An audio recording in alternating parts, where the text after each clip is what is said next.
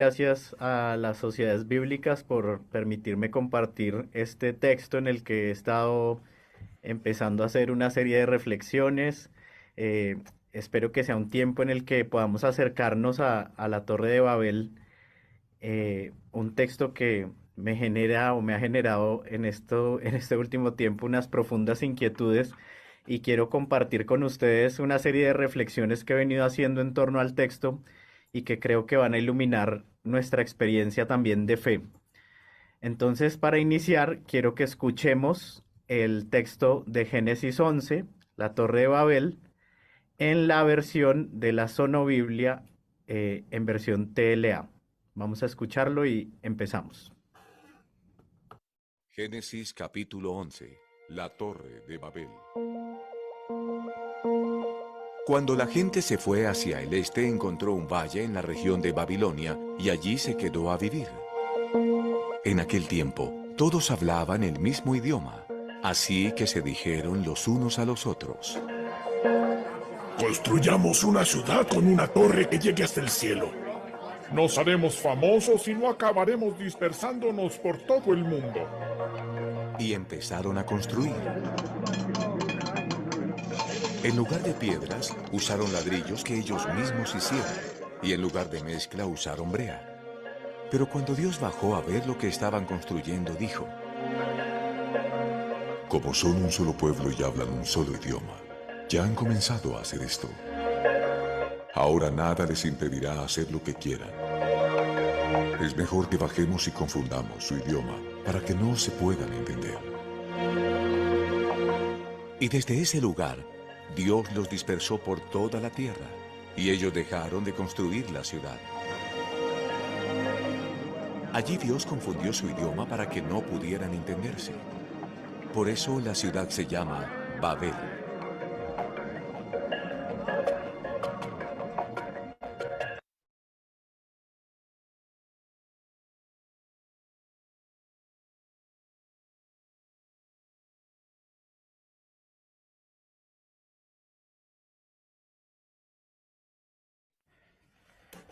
Bueno, entonces, como escuchamos, vamos a compartir la Torre de Babel y vamos a realizar un análisis del texto. Como vemos aquí, pensé un subtítulo y es analizarlo desde criterios narrativos. Y el criterio narrativo que vamos a usar para nuestro análisis es el criterio narrativo de los límites del relato. Bueno, esto puede sonar complicado, pero realmente los límites del relato, desde estos acercamientos narratológicos a los estudios bíblicos, significan sencillamente dónde comienza y dónde acaba un relato. Además, como planteo aquí en el título, me voy a enfocar en los hilos narrativos. Entonces recordemos que los límites del relato es dónde comienza y dónde termina un relato. Pero ¿qué son los hilos narrativos? Los hilos narrativos son las relaciones que tiene un texto con los textos anteriores y con los textos posteriores.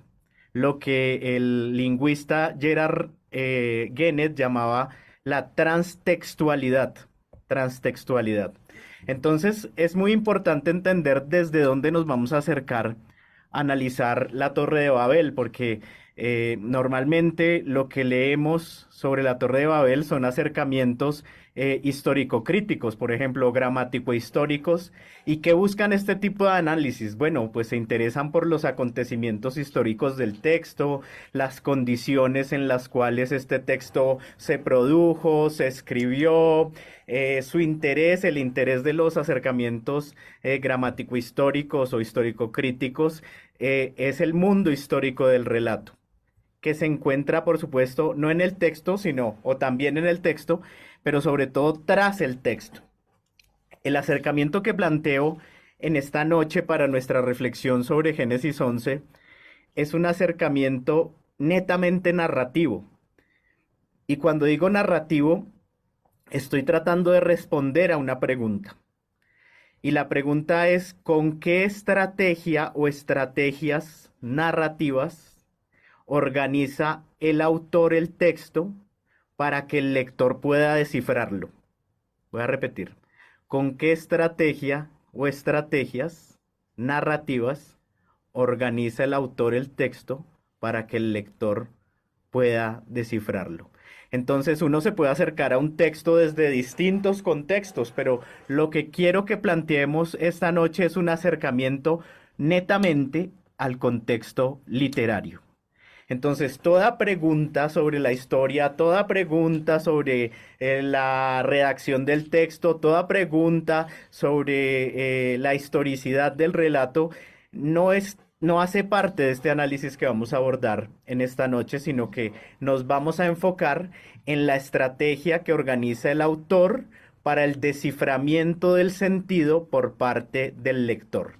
Es decir, netamente nos vamos a enfocar en el contexto literario. Y es bueno aclarar, por supuesto, que tanto desde una perspectiva literaria como desde una perspectiva histórica, Génesis 11 del 1 al 9 no trata del origen de las lenguas o no trata de la multiplicación de las lenguas, como lo voy a ir demostrando en mi análisis más adelante.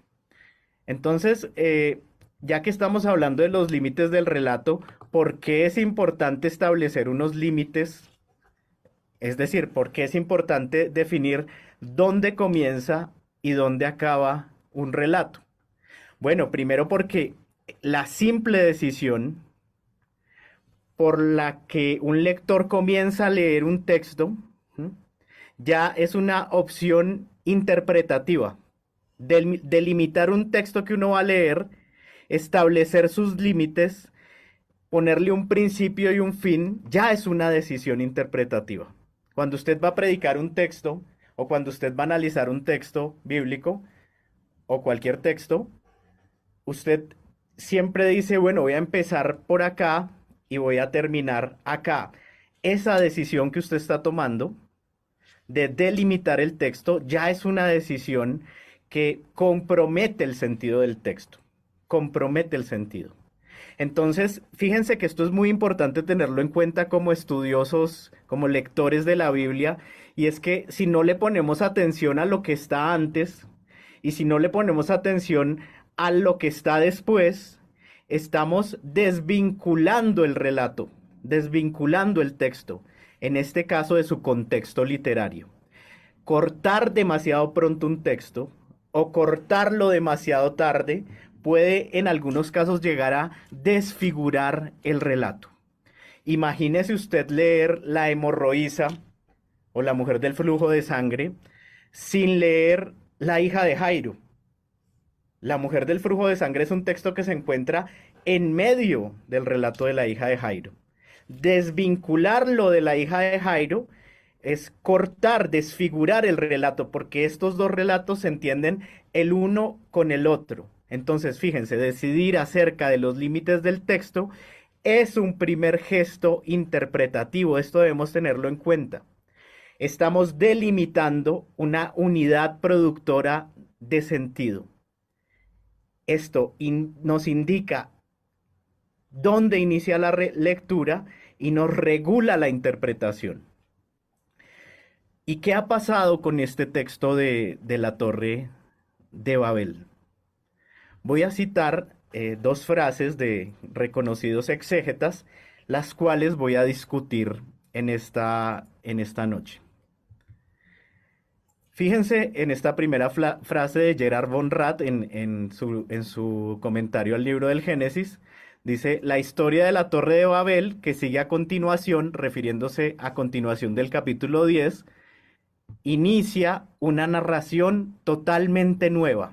Mire, Gerhard von Rath dice que este texto de la Torre de Babel es un relato totalmente nuevo. Y Severino Croato, en un artículo que se llama El relato de la Torre de Babel, se pregunta ¿por qué nuestro relato corta la sede de las genealogías? Y luego él explica, es que se trata de una narración que proviene de un contexto literario diferente. Hoy voy a discutir estas dos ideas, porque aquí en estas dos frases solo vemos un ejemplo de ideas que son generalizadas en la interpretación de la Torre de Babel.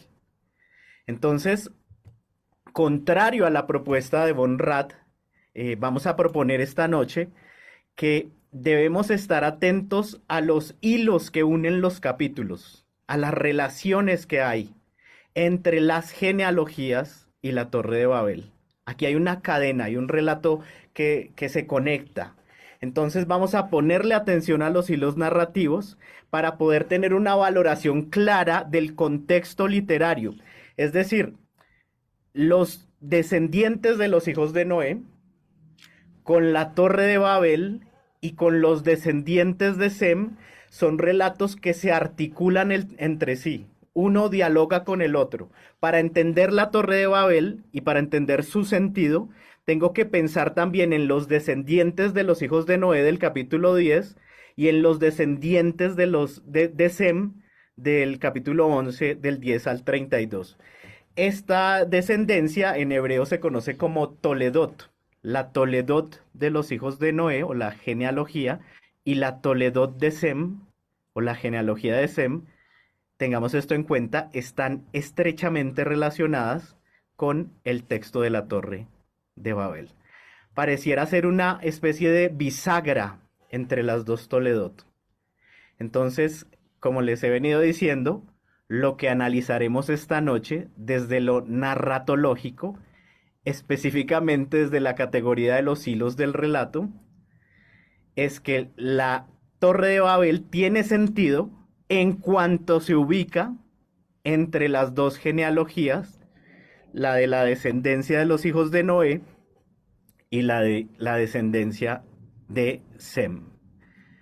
Entonces, si estamos listos, voy a iniciar presentando el texto de Génesis. Y si tienen sus Biblias pueden seguirme o aquí en la pantalla iré mostrando el texto y algunos elementos que debemos tener en cuenta. Entonces miremos el versículo 1 del capítulo 11. Tenía entonces toda la tierra una sola lengua y unas mismas palabras. Uno diría, miren, qué interesante. Antes de este texto no existía una sola lengua. Lo único que, no, o sea, antes de este texto no podemos pensar en que hay diversidad de lenguas y diversidad de palabras, porque dice, tenía toda la tierra una sola lengua y unas mismas palabras. Pero hay unos que no tienen la misma lengua. Lengua en hebreo es sapá, sapá. Miren Génesis 10:31, vámonos al texto anterior, a las genealogías de Noé. Génesis 10:31 dice, estos fueron los hijos de Sem por sus familias, por sus lenguas, en sus tierras, en sus naciones. Miren, por sus lenguas. En el 10:31 ya se habla de las lenguas de los hijos de Sem. Sem, recordemos, es de donde viene el pueblo de Dios. Sem, Shem en hebreo, significa nombre. Y nombre en la Biblia es proyecto, es esencia, es razón de ser, como profundizaremos un poco más adelante. Entonces surge una pregunta desde la narrativa y es, ¿qué pasó? ¿Cómo pasamos de Génesis 10:31 a Génesis 11:1? Me voy a devolver un poco para que miremos, miren. Génesis 10:31 dice, por sus lenguas, y Génesis 11:1 dice, tenían todos una sola lengua. ¿Qué pasó? Desde lo narrativo, ¿cómo podemos explicar que hay muchas lenguas y ahora hay solo una? Primero, vamos a analizar unas categorías hebreas. La primera es la ya mencionada sapá. Sapá. Sapá viene de algo que corta. Sapá es como un doblez. Voy a tomar esta hoja. Es como un borde, una orilla. Es lo que causa como una división. Eso es sapá. Sapá, además de ser lengua, es un borde, una orilla, una división. Y luego dice devarim, que es palabras, devarim. Y en hebreo, devarim también son asuntos, asuntos unidos. Es trabajar alrededor de los mismos temas, de los mismos proyectos, es de la misma visión de la vida. Con los que yo tengo devarim, con los que yo comparto palabras, tenemos una misma visión del mundo. Pero ¿dónde está la respuesta narrativa de cómo pasamos de Génesis 10:31 a 11:1? La respuesta está en el versículo 2. Y este versículo, que parece no llamarnos la atención a primera vista, es un versículo supremamente interesante porque establece, como les digo, hilos narrativos con Génesis capítulo 10. Miren cómo lo voy a leer. Y aconteció que cuando salieron del oriente, hallaron una llanura en la tierra de Sinar y se establecieron allí. Esta es una frase muy interesante. ¿Qué significa que salieron de oriente y se establecieron en el valle de Sinar o en la tierra de Sinar? Recordemos que estamos diciendo que tienen un mismo tema, un mismo proyecto y ahora se establecen en un mismo lugar. Aquí hay una voluntad de establecimiento en un nuevo lugar, de cambiar de lugar. Y Sinar es un lugar que se menciona en el capítulo 10. Miremos qué es Sinar en el capítulo 10. Los hijos de Cam, Cus, Mizraim. Mizraim es una palabra que se usa en la Biblia para referirse a Egipto y se traduce como tribulaciones. Fut, Canaán, miren Canaán. Y Cus engendró a Nimrod, quien llegó a ser el primer poderoso en la tierra. Luego dice, este fue vigoroso cazador delante de Jehová, por lo cual se dice, así como Nimrod, vigoroso cazador delante de Jehová. Esta palabra delante, es la palabra panim. Aquí en el texto hebreo sale libnei, pero eso viene de la palabra original panim, que se puede traducir como delante, pero también se puede traducir como en presencia y también se puede traducir como en contra, en contra. Y esa posibilidad de traducción me llama profundamente la atención porque si se fijan, Nimrod viene de la descendencia de Cam y Cam, si recuerdan, es el hijo de Noé, que sería esclavo de sus hermanos. Entonces, nos dice además que Nimrod es cazador, y si uno establece un hilo intertextual con Esaú, Esaú también era un cazador. Cazador, al parecer, en la narrativa del Génesis, se le asigna a personajes que no tienen muy buena fama. Entonces, pero fíjense, vamos en el 9, no hemos explicado Sinar. Mire el versículo 10. Y fue el comienzo de su reino Babel, Erec, Acab y Calné, en la tierra de Sinar.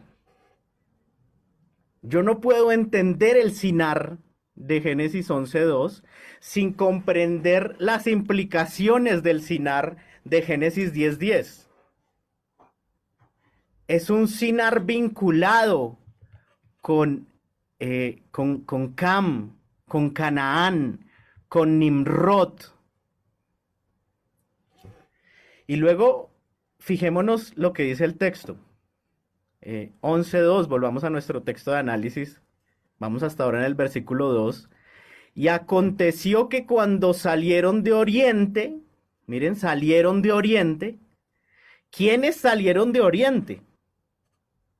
11:2. Salieron de Oriente, hallaron una llanura en la tierra de Sinar y se establecieron allí. ¿Quiénes salieron de Oriente? ¿Quiénes vivían en Oriente? El relato desarticulado de Génesis 10 no me explica quiénes vivían en Oriente ni quiénes salieron. Tengo que ir al capítulo 10 a indagar quiénes salieron de Oriente. Por eso es necesario establecer esta articulación intertextual. Fijémonos en 10. 30 al 31. Dice, y la tierra que habitaron fue de Mesá en dirección a Sefar hasta la región montañosa de Oriente. Estos fueron los hijos de Sem por sus familias, por sus lenguas, en sus tierras, en sus naciones. ¿Quiénes vivían en Oriente? Los hijos de Sem. Yo ya sé quiénes son los que se están estableciendo en Sinar, que está relacionado con Cam, con Canaán, pues los que se están estableciendo en Sinar son los hijos de Sem. Y los hijos de Sem, Shem, otra vez, son los hijos del proyecto de Dios. De ellos va a salir Abraham, Israel, David, Jesús. Fíjense este mapa genealógico que encontré navegando por internet, donde se nos muestra toda la descendencia de Sem hasta Isaac, Jacob y los israelitas. Abraham, Isaac, Jacob, los israelitas. Los hijos de Shem, los hijos del nombre, se van a la tierra de uno de los descendientes de Cam. Y esto puede parecer que no tiene gravedad, pero si ustedes leen Génesis capítulo 9, por ejemplo el versículo 26, donde dice, bendito por Jehová mi Dios sea Sem, y Canaán sea su siervo. La descendencia de Cam debe ser sierva de Sem, pero Sem se está estableciendo en el lugar de Cam. Se estancan en Sinar, se estancan en el lugar del que debería ser el siervo. Se asientan con Nimrod, se detienen en la genealogía de Cam.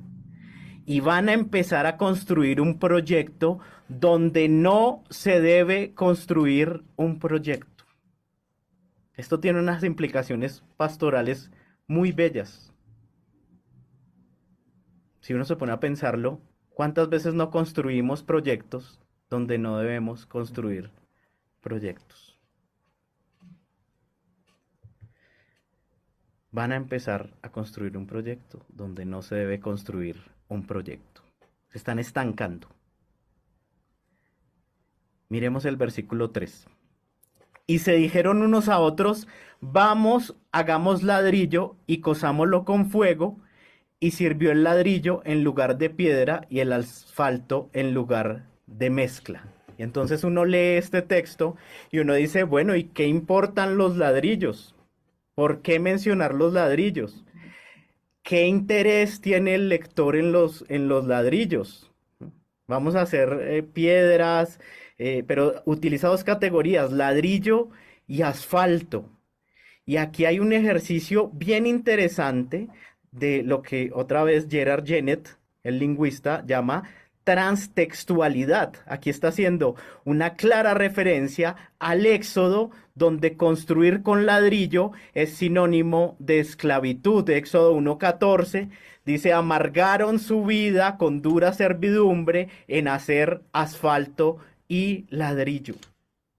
En Éxodo hay una esclavitud física, pero en Babel vamos a ver algo así como una esclavitud mental. Éxodo 5:19, los capataces de los hijos de Israel se vieron en aflicción y les dijeron, no va a disminuir nada de su ladrillo en la tarea de cada día. Ladrillo en este contexto es una categoría relacionada con la esclavitud. Miremos el versículo 4. Y dijeron, vamos, edifiquemos para nosotros, dice en hebreo, una ciudad y una torre cuya cúspide llegue al cielo, y hagamos para nosotros un nombre por si fuésemos esparcidos sobre la faz de toda la tierra. La torre aquí es una referencia, es un referente que une al colectivo. Una ciudad donde deben habitar, donde no deben habitar, y una torre que llegue hasta el cielo. Están en el lugar que no deben estar, construyendo lo que no deben construir. Una torre que llegue hasta el cielo es un proyecto absurdo. historizando un poco el relato y saliendo un poco de la narrativa, estas preguntas que nos hacemos inferenciales, podríamos preguntarnos ¿y cuándo le tardaría a una gente hacer una torre que llegue hasta el cielo? Generaciones, tardarían toda su vida en un proyecto sin sentido, en una idea sin sentido. Y eso es lo que pasa en los proyectos sin sentido, no van para ningún lado. Es hacer y hacer y hacer sin un propósito, sin un plan. Y luego esta gente dice, oiga, hagámonos un nombre, que nosotros tengamos un nombre. Miren acá, un nombre. Que tengamos una identidad. El nombre en la Biblia es proyecto, misión, esencia. Cuando Dios le cambia el nombre a un personaje en la Biblia, le está cambiando su proyecto, su misión, su esencia, su propósito. Nosotros en nuestra cultura ponemos nombre porque suena bien o porque nos recuerda a un familiar, pero en la mentalidad bíblica el nombre es más que el nombre es la esencia, es el proyecto. Los que tienen un nombre de propósito, Shem, que es nombre, Sem, ¿m? Quieren hacerse un nombre, pues que ya tienen un nombre. Otro error, quieren fijarse un propósito sin Dios. Y quieren hacerse un nombre que ya tienen por si son esparcidos sobre toda la tierra. Es decir, el nombre, la ciudad y la torre se vuelve un lugar de referencia desde lo netamente narrativo. Vamos al versículo 5. Y descendió Dios para ver la ciudad y la torre que edificaban los hijos de los hombres. Aquí esta traducción es bien interesante porque en hebreo dice Benei Haadam, los hijos de El Adán, los hijos de el hombre, de El Adán, de El Adán. Qué interesante este texto. Desciende Dios, desciende Jehová para ver la torre que edifican los hijos de los hombres. Esta expresión desciende no es que bajó, que estaba arriba y bajó a mirar, sino que se revela. Desciende es que se reveló, se mostró para fijarse en la ciudad y en la torre, en lo que estos Benei Hadam, en estos hijos del hombre que quiere tener independencia de Dios, del hombre que quiere hacer proyectos sin Dios, en esta ciudad y esta torre del hombre que quiere hacer proyectos sin Dios. Para eso se revela Dios. ¿Y qué dice? Miren, aquí se pone el narrador, pone estas palabras en boca de Dios. He aquí el pueblo es uno, y todos estos tienen un solo lenguaje, y han comenzado la obra, y nada les hará desistir ahora de lo que han pensado hacer. Los seres humanos unidos, y esto es bien interesante, pueden hacer lo que quieran, nada los hará desistir, porque la unidad en los textos bíblicos tiene el poder tanto de la redención como de la destrucción. Cuando se usa la unidad para bien, que es la coinonía, la eclesía, el Cajal Yahvé, el pueblo de Dios, esa unidad tiene poder para redimirnos, pero cuando esa unidad se usa para el mal, tiene el poder de la destrucción. ¿Cuántas veces no nos hemos unido como humanidad para proyectos ridículos, absurdos? Y aquí hay un mensaje tremendo, hay un potencial en la unidad, solo que en este texto se está haciendo mal. Y entonces dice nuevamente el texto, vamos pues descendamos, recordemos que rebelémonos y confundamos allí su lengua para que ninguno entienda el habla de su compañero. Y esto en la interpretación tradicional se entiende como un juicio de Yahvé, como un juicio de Dios. Pero si uno se pone a mirar en esta narrativa tan interesante, me parece que es un acto misericordioso. Confundamos sus lenguas para que este proyecto que no tiene sentido, confundamos sus lenguas para que este estancamiento, establecimiento en la tierra donde no deben estar, para que esta unidad mal enfocada se desarraigue, para que los proyectos que no tienen sentido se desarraiguen, para que los proyectos sin Dios se desarraiguen. Cuando el proyecto se hace sin Dios, el encuentro de los distintos es un encuentro fragmentado, es un encuentro desarraigado, es un encuentro que no va para ninguna parte. Y dice el texto, así los esparció el Señor desde allí sobre la faz de toda la tierra y dejaron de edificar la ciudad. Miren qué interesante este detalle de este versículo que uno no se fija, uno lo pasa por alto. Un versículo bien profundo. Los esparció el Señor sobre la faz de toda la tierra y dejaron de edificar la ciudad, no dice dejaron de edificar la torre. ¿No era la torre de Babel? Qué interesante. ¿Qué implicaciones tiene la ciudad? La ciudad es el estancamiento. La ciudad es el lugar donde el pueblo de Dios no debe estar, porque esa es la ciudad de los descendientes de Cam.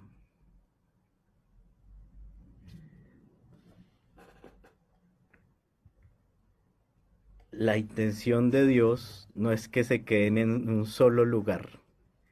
Es más grave la ciudad que la torre.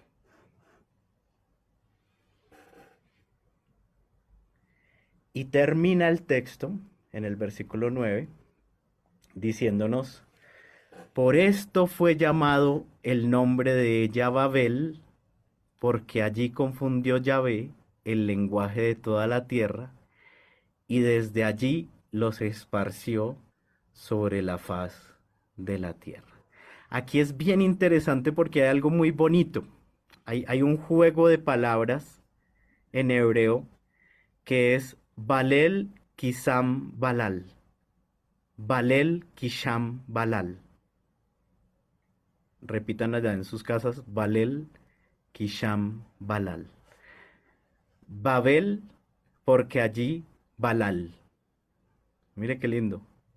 Babel, porque allí, y Balal es confundir, confundir. Babel, porque allí confundió. Babel, porque allí confundió. Están esparcidos ya de un proyecto sin Dios. Y entonces cuando estos, que en el capítulo 10 son los descendientes de Sem, son el pueblo de Sem, con sus lenguas, con sus tierras, pasan por la experiencia de Babel y son esparcidos, y Dios en su misericordia confunde sus lenguas. Ahora sí nos pueden contar la descendencia de Shem. Lo que sigue ahí en el versículo 10 del capítulo 11 son los descendientes de Sem. Ahora sí nos pueden contar cuáles son los descendientes de Sem, cuáles son sus generaciones. Nos pueden decir que Sem tenía la edad de 100 años. Es decir, que Sem es bendito. Porque en la Biblia, ser bendito es tener tierra, es tener muchos años y es tener muchos hijos. La experiencia de Babel posibilita el desencadenamiento narrativo de las generaciones de Sem, como podemos ver en, en lo que acabamos de estudiar, para ahora ser una nación diferente, para ahora ser una nación distinta. Babel es el tiempo de la prueba de Shem, para poder ser una nueva nación.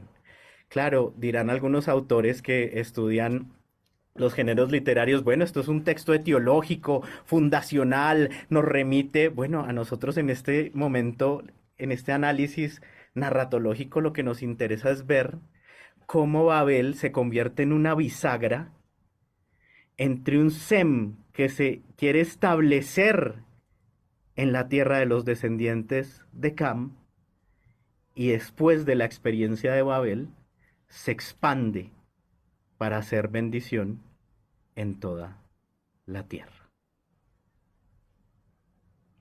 Dios los bendiga. Muchas gracias.